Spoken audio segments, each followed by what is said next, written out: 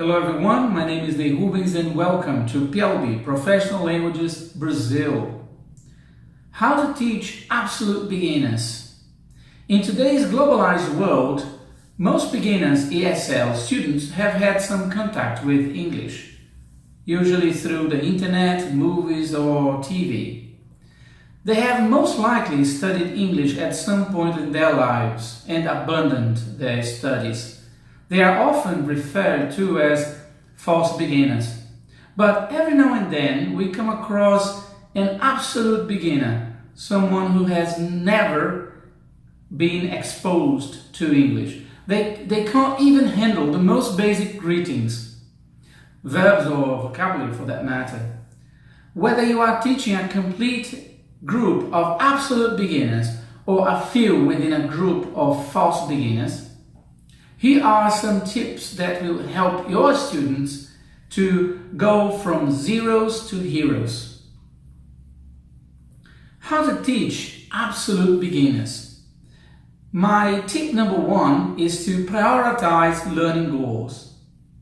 Absolute beginners have had so little exposure to the English language, they have absolutely nothing to build on. Naturally, you will start with the basics. But consider what they will need to know first. Does it make sense to teach them a list of foods, colors or numbers? Probably not. What they need to know first is how to introduce themselves and how to greet other people. The natural progression from there is the use of a verb to be. I am from, he is from, she is from, etc. Then it will progress on to possessives. My country, your name, his family, her family, etc. Give priority to the language they will need first and foremost. The second tip, don't assume anything.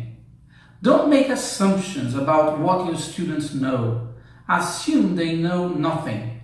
For example, to practice verb to be, you ask them what nationalities they are, only to find out they don't know how to say nationalities in English.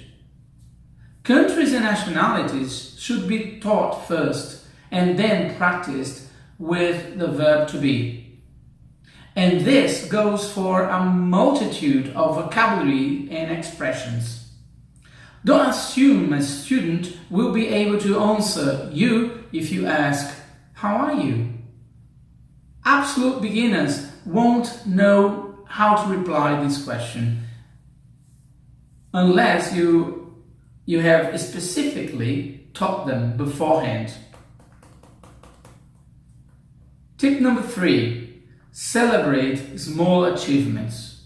Absolute beginners will tell you they don't speak English.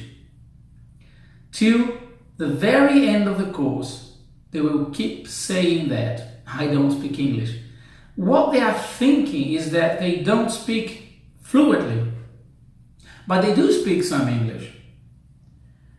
Like you, for example, you will never say, "Oh, I speak perfectly," because there will always be something that you can improve, no matter how proficient and no matter how fluent you are. But make sure they are aware of what they can do. If on the first day of class they've learned to greet each other in English, end your lesson by celebrating this. Congratulations, you can now introduce yourself and greet each other in English. Take the focus away from what they can't do and focus on what they can do instead. This proves to be tremendously encouraging. Tip number 4. Use their senses. Absolute beginners may not have enough knowledge to understand explanations, synonyms, definitions, so on and so forth. Anything you describe with words.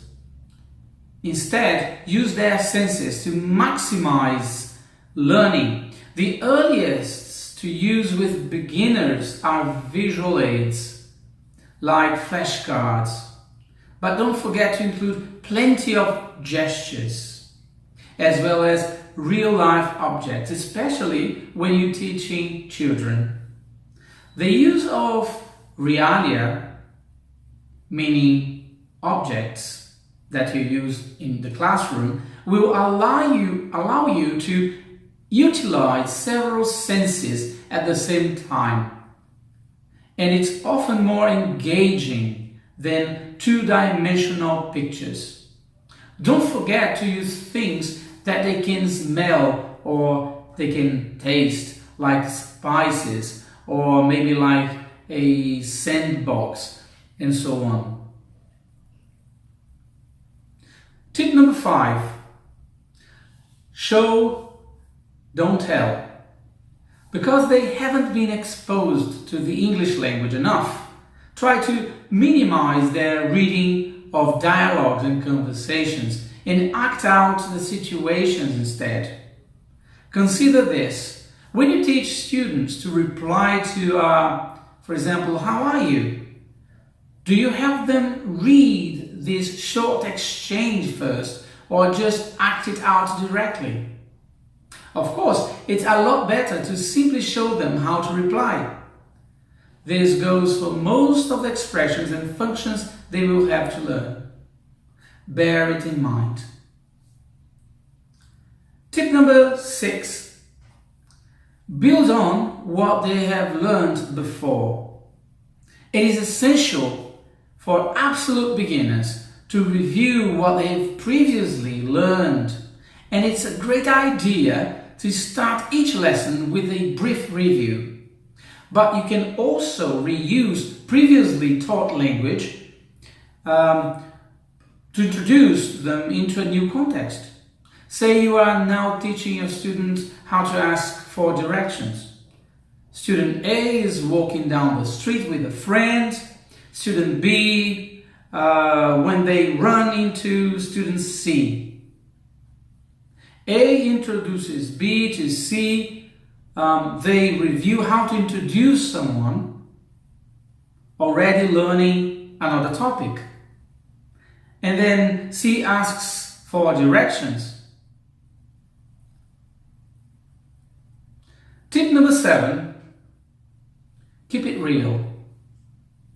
Just because students are absolute beginners, it doesn't mean that they can't handle real life situations. You should still teach in context and provide as many examples of real life situations and real props as you can.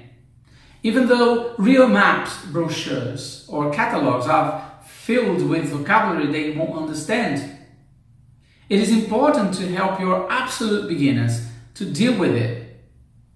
Precisely these types of things.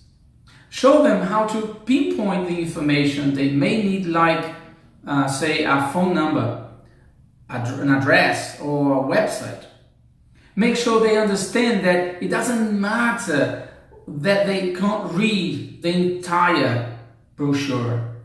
The important thing is that they learn to obtain what they need from it. By the time your absolute beginners finish their course, they will probably still not feel confident enough to say, yes, I speak English. That's okay though.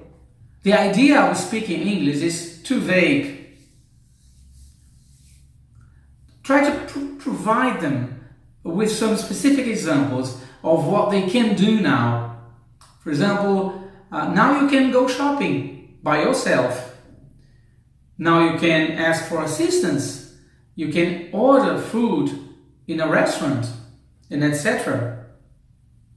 Ask them to remember what it was like when they knew none of this. Tell them they are your heroes for learning so much and overcoming their language barriers. And then they will feel like heroes. Thank you very much for watching. It's been a pleasure to be with you. And Watch out for our new episode coming up soon. Thanks a lot, and I'll see you next time. Bye.